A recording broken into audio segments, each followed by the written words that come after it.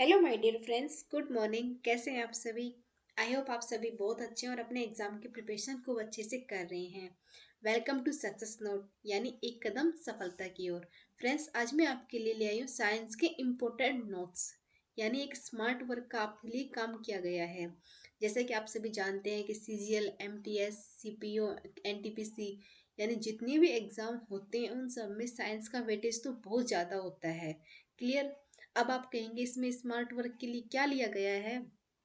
तो फ्रेंड्स, मैं आपको एक बात बताना चाहती हूँ कि अगर आपने साइंस के बारे में थोड़ा बहुत भी पढ़ा होगा तो आपको पता होगा कि साइंस में केमिस्ट्री आती है, फिजिक्स आती है, बॉटनी आती है, जूलॉजी आती है, यानी ये सब चार चार बुक आती हैं। क्लियर हो गया? अब इसमें एक बात ये भी होती है कि एक बुक के तीन तीन पार्ट होते हैं। क्लियर? यानी हर बात बुक के तीन तीन पार्ट हो गए। अब चार तिया 12, यानी 12 बुक हो गई। तो आप 12 बुक को कैसे पढ़ोगे? समझ में आई बात? अब 12 बुक तो आप नहीं पढ़ सकते क्योंकि आपको बहुत कुछ पढ़ना होता है। एग्जाम के लिए इतना टाइम थोड़ी ना है कि आप एक ही मतलब कि सब्जेक्ट को सारा टाइम दोगे। आपको करंट भी तैयार करना है, आपको जीके भी तैयार करना है, मैथ की भी करनी है, रीजनिंग भी करना है, सब कुछ करना है। तो इसमें ये स्मार्ट वर्क ये तैयार किया गया है। इसके अंदर आपको क्या होगा, जैसे कि ना इस साइंस टॉपिक, इसके अंदर टोटल 37 टॉपिक लिए गए हैं। क्लियर हो गया? अब इसमें क्या होगा, इसके अंदर फिजिक्स भी आ गई, केमिस्ट्री भी आ गई, बॉटनी, जूलॉजी, यानी जो स्मार्ट वर्क वो इसके अंदर तैयार किया गया है। इम्पोर्टेंट। क्लियर हुआ? अब आना आपको कुछ अलग अलग बुक पढ़ने की जरूरत नहीं है। चाहे सीजीएल का हो, सीपीओ का है, एनटीपीसी का हो, बैंक का हो, रेलवे का हो, हर एग्जाम के लिए इम्पोर्टेंट है। क्लियर? इसके अंदर है ना, जो एग्जाम के लिए इम्पोर्टेंट है वो सारा डाटा इसके अंदर तैयार किया गया है। यानी हार्ड वर्क हमने कर दिया है, अब स्मार्ट वर्क आपको करना है। यानी आपके लिए तैयार कर दिया गया है ये सब पूरा कंटेंट, आपको सिर्फ पढ़ना पड़ेगा। क्लियर हो गई? अब इसके अंदर 37 टॉपिक तो दिए गए हैं, जिसके अंदर फिजिक्स, केमिस्ट्री और साइंस का टॉपिक दिया गया है। क्लियर? प्लस 2000 क्वेश्चन के वन लाइनर दिए गए हैं। क्लियर? और इसके साथ ही तीनों सब्जेक्ट के जो है 200 प्रैक्टिस सेट भी दिए गए हैं। क्लियर हुआ? यानी इस पे तो सोने पे सुहागा वाली बात हो गई है। आपको क्वेश्चन भी मिल रहे हैं, टॉपिक भी मिल रहे हैं, प्रैक्टिस सेट भी मिल रहे हैं, और आपको क्या चाहिए? ये सब कुछ क्लियर हो गया ना, सब कुछ इसके अंदर है। अब आपको टॉपिक में क्या क्या पढ़ने को मिलेगा उसके बारे में मैं आपको बताती हूँ। सबसे पहले जानिए साइंस कि साइंस होती क्या है, हम पढ़ते क्या है साइंस के अंदर। तो फ्रेंड्स, मैं आपको बता दूं, साइंस में आप ये समझ लीजिए जैसे कि जीव विज्ञान हो गई, भौतिक विज्ञान हो गई, रसायन विज्ञान हो गई, इन सब के बारे में पढ़ना ही साइंस होता है। क्लियर? इसके अलग अलग टॉपिक होते हैं, जैसे कि जो बॉटनी होता है उसके अंदर क्या होता है, जानवर, उसके जीवन, शरीर, विकास, वर्गीकरण के बारे में जानना।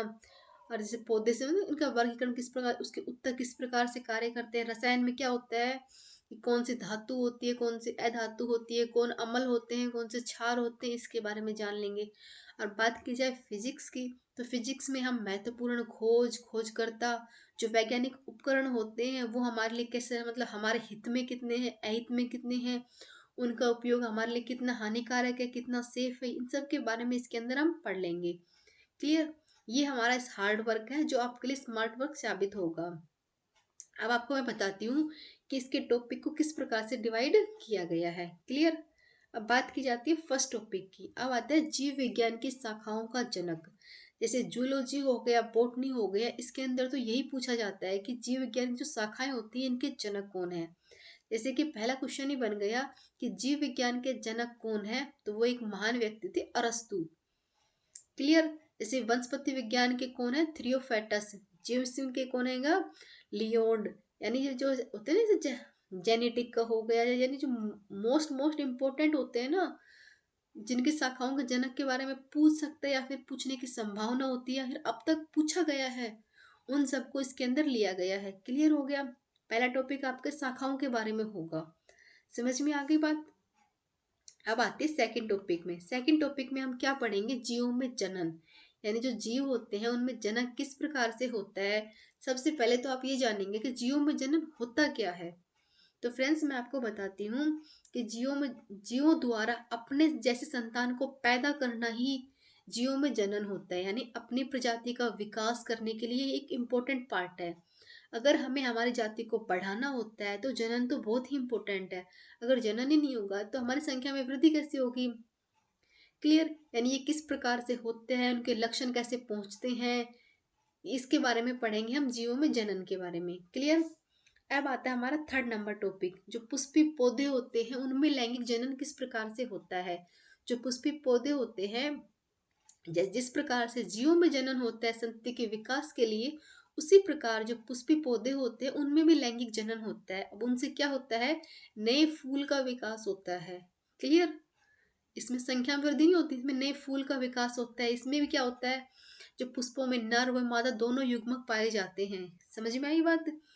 यानी जो पुंकेसर होते हैं वो नर होते हैं, जो स्त्री केसर होते हैं वो मादा होती है। यानी जो इनका जो परागकोश होता है, तंतु क्या होता है, कहाँ पे इसका अंडाशय होता है, कैसे ये फूल का बनाते हैं, कहाँ पर युग्मनज होता है, कहाँ पर भ्रूण होता है, इन सब के बारे में जो कुछ भी क्वेश्चन होते हैं ना, वो सब इसके अंदर आ जाएंगे, पुष्पी पौधों में लैंगिक जनन। क्लियर हुआ? अब आता है हमारा फोर्थ नंबर टॉपिक, मानव जनन, कि मानव जनन होता क्या है। तो फ्रेंड्स मैं आपको बता दूं मानव जन्म के बारे में। जैसे जीवों में जनन होता है उसी प्रकार से मानव का जनन होता है। यानी अपने समान दूसरा जीव पैदा करना ही मानव जनन होता है। अपनी जाति को बढ़ाने के लिए इम्पोर्टेंट होता है। क्लियर? जैसे कि शुक्राणु क्या होते हैं, किस प्रकार से होते हैं, कैसे इनका कार्य करते हैं, निषेचन कैसे होता है, एक्रोसोम क्या होते हैं, इसमें हम पढ़ेंगे मानव जनन के बारे में। क्लियर? अब आता है 5 नंबर टॉपिक, क्या आएगा? जनन स्वास्थ्य।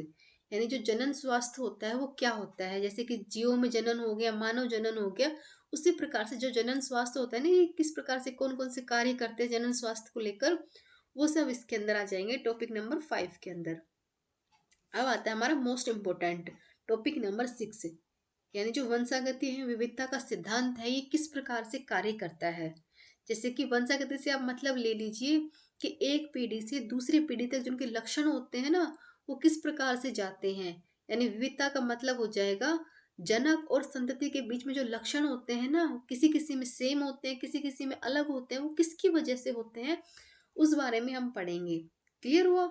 यानी जो वंशागति सिद्धांत होगा इसके अंदर हम लक्षणों के बारे में, यानी उनके जो एक पीढ़ी से दूसरी पीढ़ी में कैसे लक्षण दिखाई देते हैं, सेम क्यों होते हैं, इन सब के बारे में हम पढ़ेंगे इसके अंदर।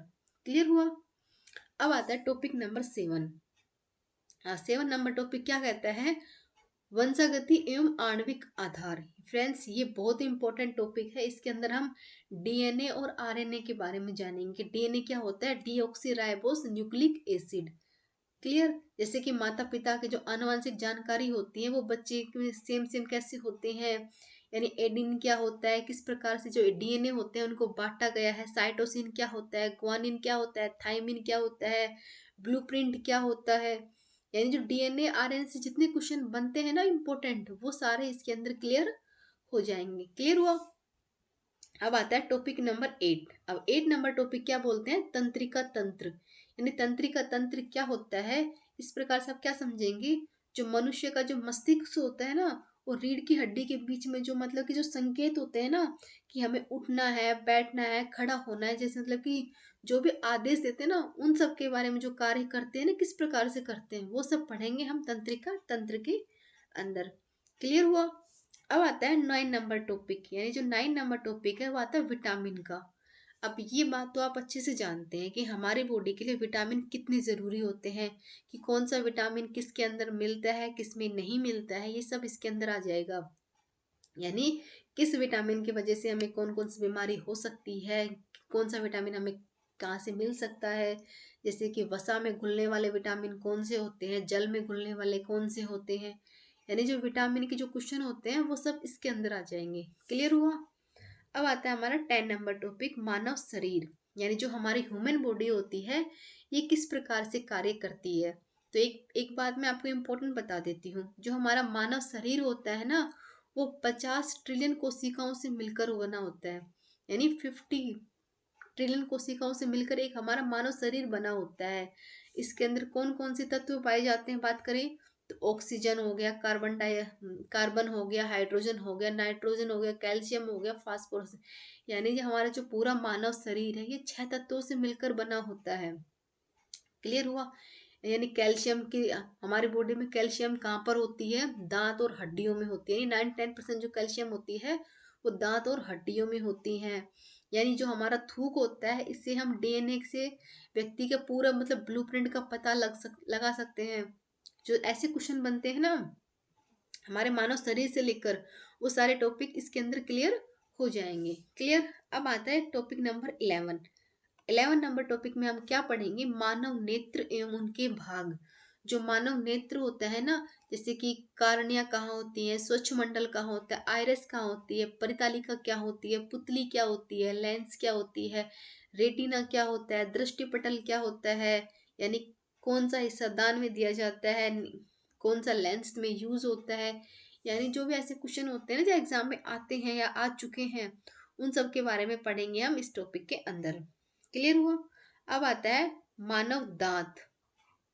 यानी ये भी बहुत ही इंपॉर्टेंट टॉपिक है, मानव दांत, जो हमारा टॉपिक नंबर 12 हो जाएगा। अब इसके अंदर क्या होगा कि मानव शरीर का बात की जाए ना सबसे शक्तिशाली अंग के बारे में, तो वो आता है दांत, जिसमें कैल्शियम से बहुत ही मजबूत बनाया होता है। दांतों का काम क्या होता है, भोजन को तोड़ना, मसलना, निगलना, ये सब काम होता है। यानी हमारे बोलने के लिए भी हमारे दांतों का यूज होता है। अगर हमारे दांत नहीं होंगे तो हम बोल भी नहीं पाएंगे। और हमारे टोटल कितने दांत होते हैं, 32, और 4 होती है अकलडाड। यानी शुरुआती में 28 होती हैं और अकलडाड बाद में आती हैं। क्लियर।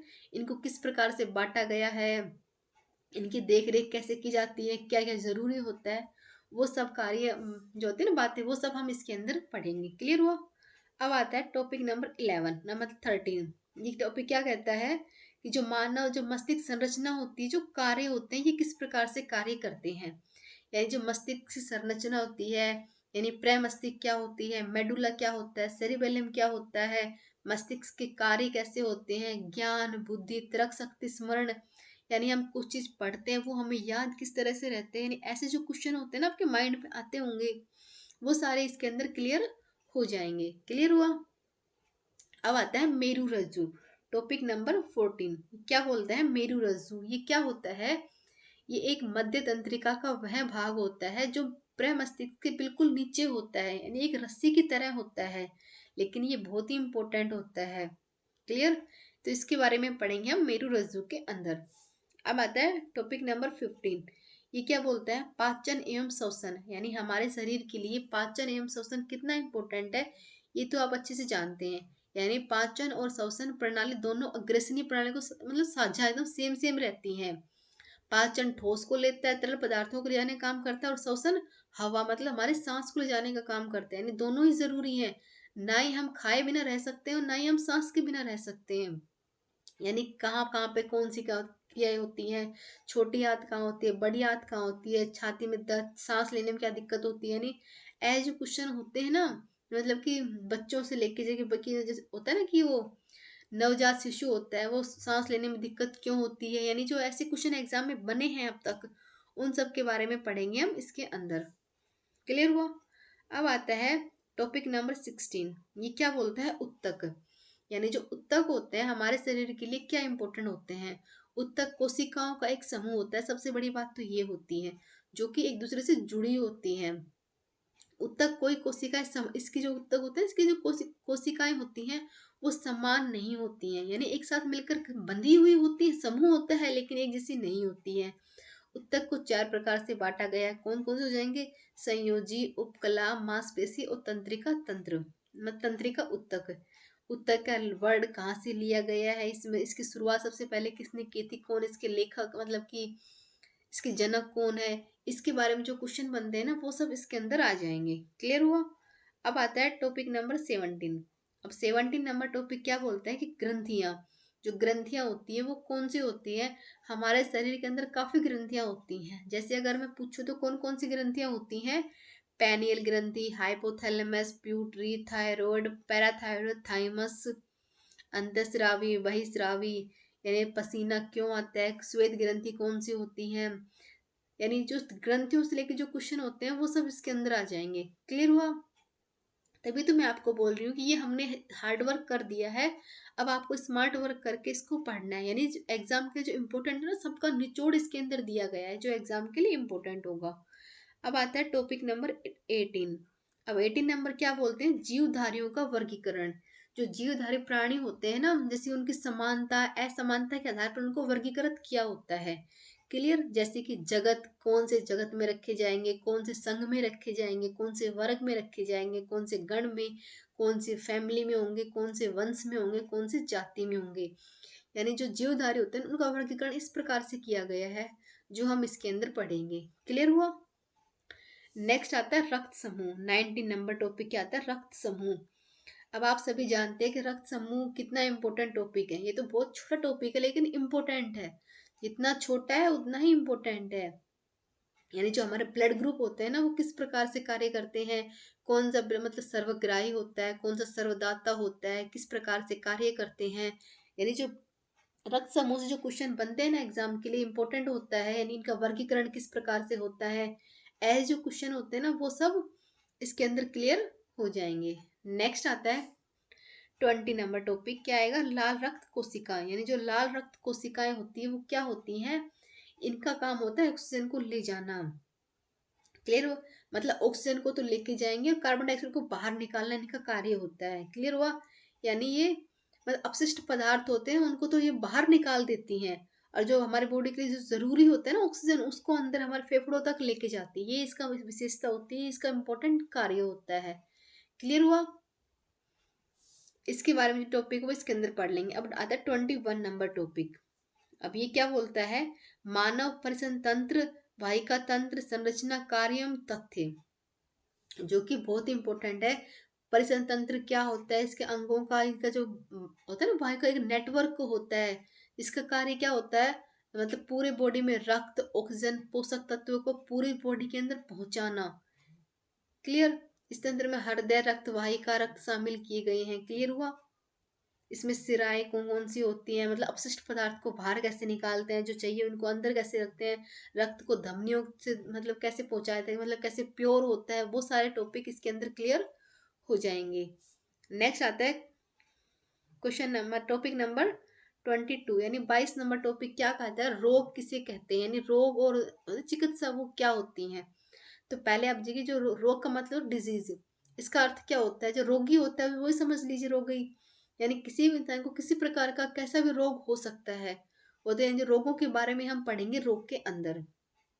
अब चिकित्सा, अब चिकित्सा का मतलब भी सिंपल सा होता है। यानी जो बीमार व्यक्ति होती है उसके रोकथाम उपचार के लिए जो हम मतलब जो मेडिसिन दे देते हैं, उसकी देखभाल जो करते हैं, वो सब चिकित्सा के अंदर आ गए। यानी किस बीमारी के लिए कैसी चिकित्सा की जाती है, वो सब हम इसके अंदर पढ़ेंगे। क्लियर हुआ। अब आता है 23 नंबर यानी 23 आता है उत्सर्जन तंत्र, जो कि बहुत इंपॉर्टेंट टॉपिक होता है। यानी जो शरीर होता है, इसके जो विषाक्त पदार्थ होते हैं, उनको जो बाहर निकालने का जो प्रोसेस होता है ना, उसी को बोलते हैं उत्सर्जन तंत्र। यानी शरीर से अपशिष्ट पदार्थों इकट्ठा करके उन्हें बाहर निकालने को ही बोलते हैं इस तंत्र को। इसके दो अंग होते हैं, जैसे कि एक तो आप, मैं इसके बारे में डीपली इस टॉपिक के अंदर ही पढ़ाऊंगी, यानी कैसे मतलब इनको बाहर निकालते हैं, कैसे प्रोसेस होता है, उसके बारे में अच्छे से अच्छे बता दूंगी। क्लियर हुआ। अब आता है 24 आता है हृदय। यानी जो हृदय नंबर टॉपिक है वो क्या आता है, इसके अंदर हम क्या पढ़ेंगे, बात की जाए तो आप सभी जानते हैं कि हमारा जो हार्ट होता है सबसे इम्पोर्टेंट पार्ट यही होता है। और 1 मिनट में कितनी बार धड़कता है, 72 बार ये धड़क लेता है। यानी एक दिन में कम से कम 1 लाख बार ये दिल धड़कता है हमारा। क्लियर। हमारे जो हार्ट होते हैं इनके कितने भागों में बांटा गया है, कौन सा दायां आलय होता है, कौन सा बायां होता है, कितने चैम्बर होते हैं, कितने निलय होते हैं, कितने आलंद होते हैं, कितने वाल होते हैं, इन्हें ऑक्सीजन को कैसे लेके जाता है, रक्त को प्योर कैसे करता है, खोखला होता है कैसा होता है, यानी इसके बारे में जो का होते हैं ना सब टॉपिक वो क्लियर हो जाएंगे। सबसे पहली बात ये बताओ कि जो हमारा दिल होता है वो किस साइड होता है, सबसे इम्पोर्टेंट तो ये होता है। इसके लिए एक बात भी कही है कि दिल होता लेफ्ट साइड में लेकिन होता हमेशा राइट, यानी बाई साइड में होता है पर हमेशा सही होता है। क्लियर। अब आता है, अब पढ़ेंगे हम फिजिक्स के बारे में। अब 24 आ जाएगा फिजिक्स। यानी इन सभी टॉपिक के अंदर पढ़ा है हमने साइंस को, अब हम पढ़ेंगे फिजिक्स और केमिस्ट्री के। यानी ये जो टॉपिक है ये हमारे फिजिक्स और केमिस्ट्री के आ जाएंगे। क्लियर हुआ। अब मैं बताती हूँ, जो भौतिकी होती है ना, महत्वपूर्ण खोज एवं खोजकर्ता। अब बात की जाए फिजिक्स में, आप क्या बोलोगे कि कौन कौन सी खोज हो गई, जैसे कि बात की जाए कि न्यूटन के नियम कौन कौन से हैं, जॉन डाल्टन ने परमाणु की खोज कब की थी, माइकल फराडे ने किसकी खोज की थी, यानी जो होता है ना मेंडलीव कौन था, यानी आवर्त सारणी, यानी इनके बारे में खोज के बारे में पढ़ेंगे। यानी फिजिक्स को और केमिस्ट्री को दोनों को साथ में लिया गया है। जैसे जीव विज्ञान के अंदर हमने बॉटनी और जूलॉजी को साथ में लिया था, उसी प्रकार से फिजिक्स के अंदर हम केमिस्ट्री और फिजिक्स दोनों को साथ में पढ़ेंगे। यानी कौन कौन सी महत्वपूर्ण खोज है उन सब के बारे में अच्छे से पढ़ेंगे। क्लियर हुआ? अब आते हैं वैज्ञानिक उपकरण एवं उनके उपयोग। 26 नंबर टॉपिक आ गया कि जो वैज्ञानिक उपकरण होते हैं ना, जैसे कि बात की जाए तो माइक्रोस्कोप क्या काम आता है, छोटी वस्तुओं की जांच करने के लिए जिनको हम अपनी नॉर्मल आंखों से नहीं देख सकते। क्लियर? दूरबीन दूर की चीजों को पास देखने के लिए। थर्मामीटर की बात की जाए तो तापमान को मापने के लिए। शासक की तो लंबाई, स्टॉप वॉच समय का अंतराल चेक करने के लिए, यानी बिकर हो गया, टेस्ट ट्यूब हो गया, स्टॉप वॉच हो गया। ये जो उपकरण है ये हमारे लिए किस तरह से उपयोगी होते हैं, इन सब के बारे में पढ़ेंगे हम 26 के अंदर। अब 27 क्या आ जाएगा, फिजिक्स की इकाइयां एवं मात्रक, यानी जो भौतिकी इकाइयां और मात्रक होते हैं ना, जैसे कि इनको किस किस मतलब इनका सिंबल क्या होता है। जैसे मीटर का एम होता है, द्रव्यमान के लिए होता है ना किलोग्राम का था केजी होता है, सेकंड के लिए एस होता है, विद्युत प्रवाह के लिए एम्पियर के लिए ए होता है, केल्विन के लिए के होता है, मोल के लिए एम होता है, कैंडेला के लिए सीडी होता है। यानी इनकी जो इकाइयां होती है ना, किस प्रकार से इनको बांटा गया है भौतिक इकाइयों, यानी लंबाई, द्रव्यमान, समय, तापमान, भौतिक राशियों को मापने का एक टाइम होता है, तो उनको किस तरह से मापते हैं उन सब के बारे में हम इसमें पढ़ेंगे। अब आता है केमिस्ट्री का टॉपिक, अम्ल, क्षार एवं लवण। ये हमारे केमिस्ट्री का आ गया कि अम्ल, क्षार, लवण से आप यही समझ लीजिए कि जो इनका पीएच स्केल होता है ना, इनको किस प्रकार से मापा जाता है। आप सभी को पता होगा इतना तो कि जो पीएच स्केल होता है वो 0 से 14 तक का होता है, यानी 7 से कम वाले होते हैं अम्लीय, 7 से ज्यादा वाले होते हैं क्षारीय, और जो 7 रहते हैं ना फिक्स वो होते हैं उदासीन। क्लियर?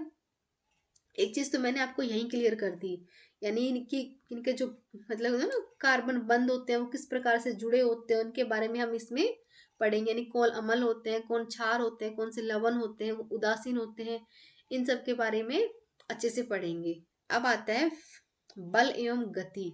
जो बल और गति होते हैं इनके नियम के बारे में पढ़ेंगे। यानी बल और गति का नियम किसने दिया था, गुरुत्वाकर्षण बल क्या होता है, विद्युत बल क्या होता है, चुंबकीय बल क्या होता है, पेशीय बल क्या होता है। यानी ऐसे नियम होते हैं ना कि भारी चीज को हम ऊपर की ओर फेंकते हैं वो नीचे ही क्यों आती है, इसके बारे में जो है ना, जो ऐसे ऐसे नियम दिए गए हैं अब तक, उन सब के बारे में हम इसमें पढ़ेंगे। क्लियर हुआ? अब आता है 31 टॉपिक, जो कि बहुत ही इंपॉर्टेंट है, तरंग। जो तरंग होती है वो कैसी होती है, तो तरंग आपको पता होगी दो प्रकार की होती है, एक तो होती है अनुदैर्घ्य, एक होती है अनुप्रस्थ। क्लियर हो गया? अब आता है 32 नंबर टॉपिक, ध्वनि। अब ध्वनि क्या होती है, ध्वनि के बारे में आपको क्या बताऊं, यानी ध्वनि से आप ये समझ लीजिए एक प्रकार का कंपन या विक्षोभ होता है जो कि ठोस द्रव गैस से होकर संचरित होता है, जिनको हम मानव कान से सुन सकते हैं, इसी को ध्वनि कहते हैं। क्लियर हो गया? इसके बारे में हम इसमें पढ़ लेंगे। अब आता है 33 नंबर टॉपिक का, धातु और अधातु। यानी कौन सी धातु होती है, कौन सी अधातु होती है, इसके बारे में हम पढ़ेंगे इसके अंदर। धातु समझ लीजिए, रासायनिक प्रक्रिया जो होती है ना उनकी आवर्त सारणी, इसके अंदर बांटा गया है खूब अच्छे से, कौन सी कठोर धातुएं होती हैं, कौन सी अपारदर्शी होती है, कौन सी चमकदार होती है, कौन सी सघन प्राकृतिक होती है, यानी कि बीच में क्या क्या अंतर होता है। अब तक हमारे मतलब आवर्त सारणी के अंदर टोटल 118 तत्व मौजूद हैं, जिसके अंदर 91 धातु है और बाकी सब गैर धातु होती हैं। क्लियर हुआ? अब आता है प्रकाश, यानी 34 नंबर टॉपिक आएगा प्रकाश का। प्रकाश से आप क्या समझते हैं, प्रकाश होता क्या है? प्रकाश ये समझ लीजिए एक तरह की ऊर्जा होती है जो कि चुंबक की जो विद्युत चुंबकीय विकिरण का हिस्सा होती है और तरंग के रूप में फैलता है। आप सभी ना अंधेरे में लाइट मार के देखना एकदम फैला फैला आता है नजर, तो तरंग की तरह वो फैलती हुई नजर आती है। यानी प्रकाश की जो तरंग दैर्घ्य कितनी होती है, 380 से लेकर 750 नैनोमीटर के बीच में होती है। इनको मतलब इनमें फोटोन क्या होते हैं, इनके गुण किस प्रकार से कार्य करते हैं, कैसे इनके मतलब कि हमारे जीवन में प्रकाश की क्या भूमिका होती है, किस पर इम्पोर्टेंट होता है, वो सब इसके अंदर हम पढ़ लेंगे। 35 नंबर टॉपिक आता है कार्बन एवं उसके यौगिक। यानी जो कार्बन होते हैं उनके यौगिक होते हैं ना, कार्बन यौगिक के जो कार्बन परमाणु होते हैं उनके अणु बनते हैं, वे रासायनिक पदार्थ होते हैं, तब जाके वो परमाणु में बन जाते हैं। और कार्बन यौगिक की जैसे कि बात की जाए तो मेथेन क्या हो जाएगी, CH4 हो जाएगी। इथेन क्या होगी, C2H6 हो जाएगी। एथेन से बात की जाए तो C2H4 हो जाएगी। एथिन की बात की जाए तो C2H2। यानी हाइड्रोलिक कार्बन क्या होते हैं, कैसे एक दूसरे से जुड़े होते हैं। और कार्बन की बात की जाए तो ग्रेफाइट, हीरा। हीरा कठोर क्यों होता है, ग्रेफाइट मुलायम क्या होता है। कार्बन पृथ्वी के जीवन आधार के लिए मतलब जरूरी क्यों होता है। यानी ऐसे जो क्वेश्चन बनते हैं ना एग्जाम के लिए इंपॉर्टेंट होते हैं, वो सब इसके अंदर आ जाएंगे। अब 36 नंबर टॉपिक आ जाएगा विद्युत धारा। 37 आ जाएगा चुंबकीय विद्युत प्रभाव। यानी ये दोनों टॉपिक बिल्कुल सेम सेम ही रहेंगे, मैं कुछ कुछ डिफरेंट होगा इसके अंदर। बात की जाए कि क्या होता है विद्युत धारा से, आप क्या समझते हैं, किसी चालक से विद्युत आवेश का बहाव को विद्युत धारा कहते हैं। क्लियर हो गया। इसमें एम्पियर होता है, मतलब कि प्रवाहित विद्युत धारा को मापने के लिए कहा जाता है। विद्युत धारा की कोई खुद की कोई दिशा नहीं होती है, कोई प्रभाव नहीं होता है। और विद्युत चुंबकीय प्रभाव क्या बोलते हैं, किसी चालक से विद्युत धारा को प्रभावित करने वाले जो चालक के चारों ओर जो क्षेत्र दिखाई देता है ना, उसी को बोलते हैं चुंबकीय क्षेत्र। केवल दोनों सेम सेम ही होते हैं, इनमें कुछ ज्यादा प्रभाव नहीं होता है, पर एग्जाम के लिए इंपॉर्टेंट होता है। जैसे कि बात की जाए तो मोटर हो गया, विद्युत घंटी हो गई, टेलीफोन वगैरह, ये इसके उदाहरण के तौर पे आ जाएंगे। क्लियर हुआ। अब आता है 38। अब इसमें क्या लिए गए हैं, इसके अंदर लिए गए हैं 2000 प्लस क्वेश्चन विज्ञान के सर्वश्रेष्ठ वन लाइनर के लिए गए हैं। क्लियर हुआ। जिसके अंदर क्या होगा, इसके अंदर फिजिक्स, केमिस्ट्री, बायोलॉजी, जूट, बॉटनी, इन सब के क्वेश्चन लिए गए हैं वन लाइनर। यानी इससे बाहर तो एग्जाम जाने का कोई सवाल ही पैदा नहीं होता। और साथ में आपको मिलेंगे प्रैक्टिस सेट, यानी हमारे एग्जाम के लिए इम्पोर्टेंट होगा। इसके अंदर सबका निचोड़ दिया गया है, 200 क्वेश्चन इसमें लिए गए हैं। क्लियर हो गया। अब आते हैं हम, हमारा फर्स्ट टॉपिक क्या था, जीव विज्ञान की शाखाओं के जनक। यानी जो जीव विज्ञान की जो शाखाएं होती हैं ना, उनके जनक के बारे में जो सारे टॉपिक एग्जाम में अब तक पूछे गए हैं, उन सब के बारे में हम पढ़ेंगे खूब डिटेल से। एग्जाम के लिए इम्पोर्टेंट है तो हमें पढ़ना तो पड़ेगा ही। क्लियर। अब फर्स्ट आता है जो जीव विज्ञान के जो शाखाएं होती है, इसके बारे में मैंने आपको पहले ही बताया है कि जीव विज्ञान की जो शाखाओं के जनक कौन है, फादर ऑफ बायोलॉजी है अरस्तु। यानी ये नाम तो आप समझ लीजिए, रट लीजिए, बहुत ही इंपॉर्टेंट है। सेकंड नंबर पे क्या आएगा, फादर ऑफ मॉडर्न बायोलॉजी, यानी आधुनिक जीव विज्ञान के जनक कौन आएंगे, Karl Linnaeus. Clear. Third number पे आता है वनस्पति विज्ञान के जनक, यानी फादर ऑफ बॉटनी कौन है, थ्रियोफेटस। क्लियर। अब आता है फोर्थ नंबर आएगा, क्या आएगा, आधुनिक वनस्पति विज्ञान के जनक कौन है, बोहिन। क्लियर। 5 नंबर आएगा प्राणी विज्ञान के जनक, यानी प्राणी विज्ञान यानी जूलॉजी बायोलॉजी के सेम ही होंगे, यानी अरस्तु ही होंगे। मैंने तभी तो आपको बोला है कि आप इस नाम को तो रट लीजिए, जूलॉजी और बायोलॉजी के सेम ही रहेंगे, अरस्तु। चाहे आप प्राणी विज्ञान नाम दे दीजिए, चाहे आप जीव विज्ञान नाम दीजिए, दोनों का सेम ही होगा। क्लियर। वर्गीकरण के जो टैक्सोनॉमी के जनक की बात की जाए तो टैक्सोनॉमी के कौन आएंगे, वो जाएंगे कार्ल लिनस। क्लियर। अब 7 नंबर पे आता है परिस्थिति विज्ञान के जनक, यानी फादर ऑफ इकोलॉजी कौन आएंगे, थ्रियोफेटस। क्लियर। नेक्स्ट आता है भारतीय परिस्थिति विज्ञान के जनक, फादर ऑफ इंडियन इकोलॉजी के हो जाएंगे आर मिश्रा। क्लियर हो गया। 9 नंबर आ जाएंगे बायोलॉजी के जनक, यानी फादर ऑफ बायोलॉजी कौन है, हेडविंग। क्लियर हुआ। 10 नंबर पे आ जाते हैं फाइकोलॉजी, यानी शैवाल विज्ञान के जनक कौन है, वो आ जाएंगे फ्रिसच। क्लियर। अब 11 नंबर पे आते हैं भारतीय फाइकोलॉजी, यानी शैवाल विज्ञान के जनक, यानी फादर ऑफ इंडियन फाइकोलॉजी कौन आएंगे, ओपी लेंगर। क्लियर। 12 नंबर पे आ जाएंगे माइकोलॉजी के जनक, यानी फादर ऑफ माइकोलॉजी कौन है, मिचेली। क्लियर हुआ। अब बात की जाए 13 नंबर एंटीबायोटिक प्रतिजैविक के जनक कौन है, अलेक्जेंडर फ्लेमिंग। क्लियर हो गया। नाम साइंस में ऐसे ही होंगे, इनकी कोई ट्रिक नहीं होती, कोई वो शॉर्ट तरीका नहीं होता, आपको इनको ऐसे ही याद करना होगा। क्लियर। 14 नंबर आ जाएगा इम्यूनोलॉजी, यानी प्रतिरक्षा विज्ञान के जनक कौन है? Edward Jenner. क्लियर हो गया। नेक्स्ट आता है 15 नंबर माइक्रोलॉजी के जनक यानी father of micrology, Anton von Leeuwenhoek. Clear हुआ। 16 नंबर आ जाएंगे आधुनिक माइक्रोलॉजी के जनक, फादर ऑफ मॉडर्न माइक्रोलॉजी कौन हो जाएंगे? Louis Pasteur. क्लियर हो गया। अब 17 नंबर आ जाएंगे मेडिकल माइक्रोलॉजी के जनक, यानी फादर ऑफ मेडिकल माइक्रोलॉजी कौन है? Robot coach. क्लियर हो गया। 18 नंबर आ जाएंगे बैक्टीरियोलॉजी के जनक, यानी फादर ऑफ बैक्टीरियोलॉजी कौन है? Robot coach. यानी मेडिकल के भी और बैक्टीरिया दोनों के सेम सेम ही रहेंगे, रोबोट कोच। क्लियर। अब आता है वायरोलॉजी। 19 नंबर के आंसर वायरोलॉजी, यानी फादर ऑफ वायरोलॉजी कौन है? स्टेनल। क्लियर। अब तक मैंने आपको 19 करवा दिए गए हैं जनक, जो कि आप अच्छे से इनको पढ़ लीजिए, बहुत इंपॉर्टेंट है। क्योंकि आपको एक दो बार अजीब लगे, क्योंकि स्टार्टिंग में समझ में नहीं आता है, आप एक दो बार इनको पढ़ेंगे ना तो आपको अच्छे से समझ में आ जाएंगे कौन किसका किसके लिए इंपॉर्टेंट होगा। क्लियर। अब आता है 20 नंबर। ये क्या बोलता है? आधुनिक प्रदक शरीर विज्ञान के जनक कौन है? यानी father of model experimental phycology कौन है? वो हो जाएंगे क्लाउड बेनार्ड। क्लियर हुआ। 21 आते हैं शारीरिक एवं शरीर विज्ञान यानी फियोलॉजी के जनक, फादर ऑफ फियोलॉजी कौन है? स्टीफन हेल्स। क्लियर हो गया। अब आता है भ्रूण विज्ञान के जनक यानी फादर ऑफ एम्ब्रियोलॉजी कौन है? अरस्तु। क्लियर हो गया।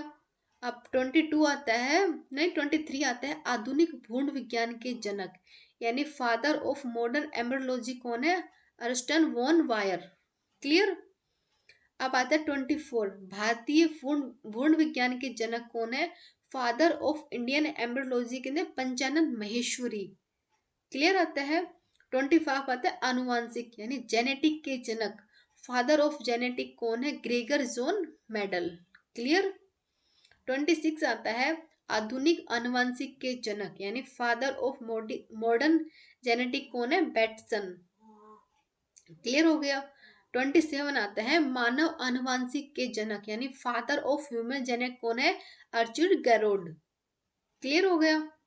नेक्स्ट आता है 28 प्रायोगिक आनुवांशिक के जनन यानी फादर ऑफ एक्सपेरिमेंटल जेनेटिक के हो जाएंगे TH मार्गन। क्लियर हुआ। 29 आता है जैव वैज्ञानिक यानी बायोकेमिस्ट्री के जनक, फादर ऑफ बायोकेमिस्ट्री कौन है? लिविंग। क्लियर हो गया।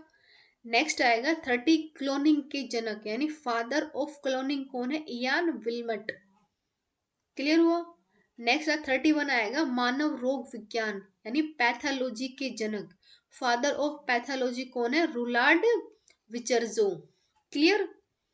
32 आएगा पादप शरीर विज्ञान के जनक यानी फादर ऑफ प्लांट एंटोनोमी कौन है? ग्रू। अब नेक्स्ट आता है 33 भारतीय पादप शरीर विज्ञान के यानी भारतीय शारीरिक जनक, बात की जाए तो फादर ऑफ इंडियन प्लांट एंटोनोमी की कौन है? KA चौधरी। क्लियर हो गया। KA चौधरी आ जाएंगे भारतीय यानी फादर ऑफ इंडियन प्लांट एंटोनोमी के जनक। क्लियर।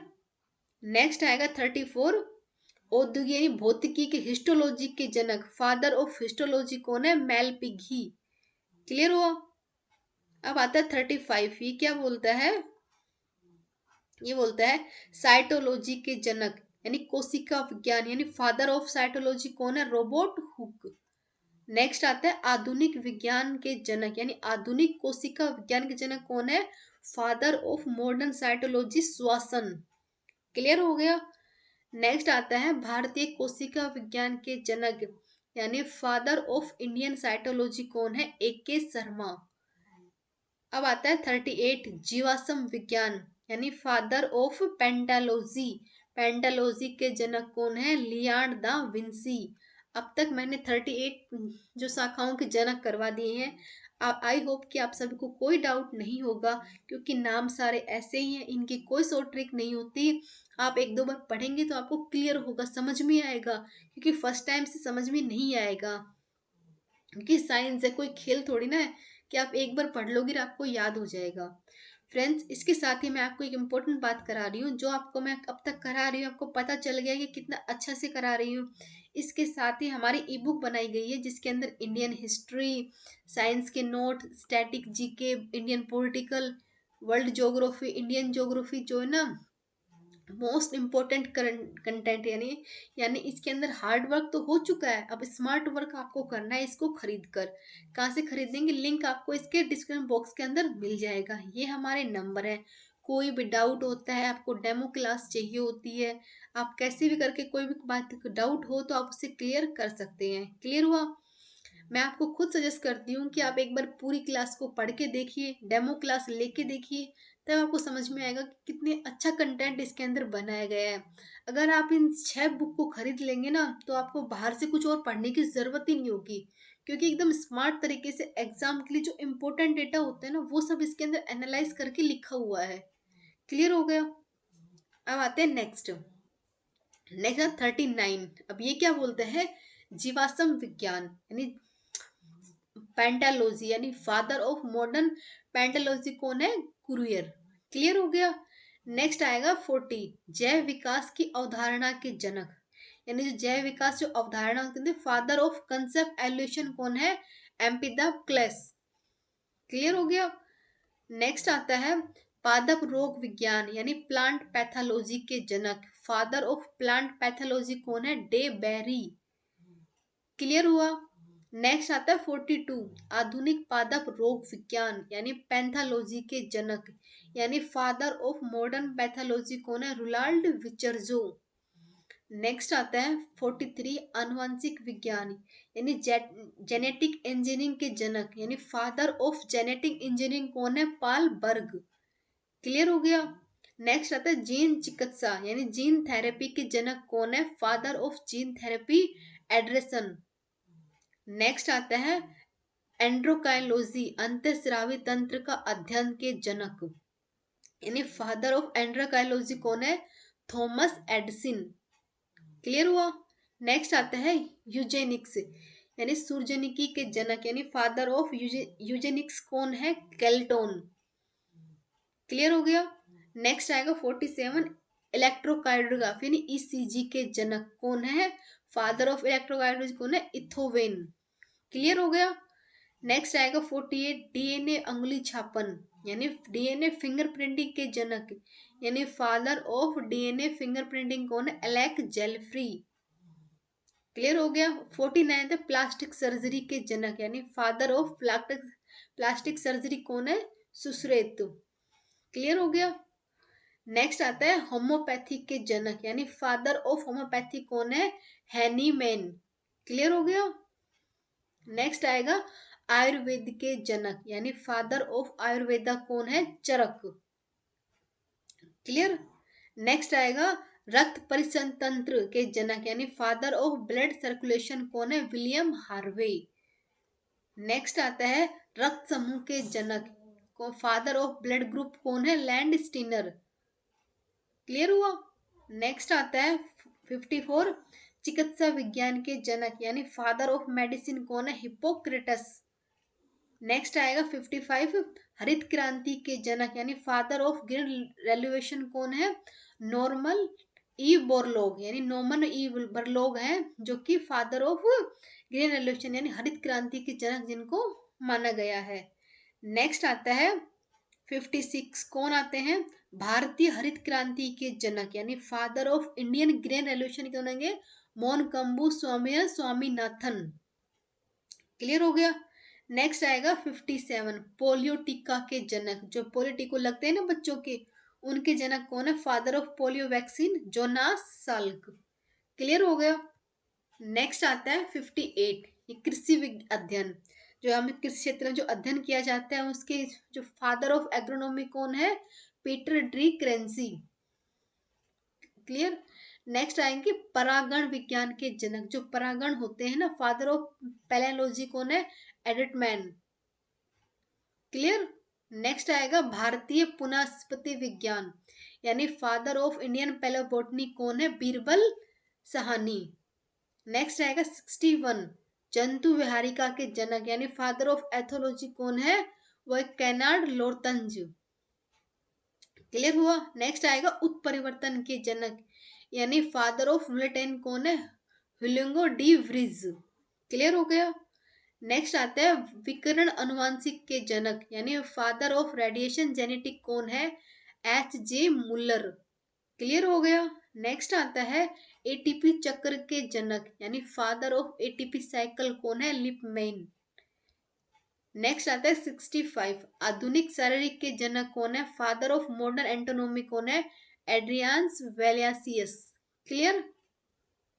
नेक्स्ट आएगा शारीरिक के जनक यानी फादर ऑफ एंटोनॉमी कौन है? हेरोफिलस।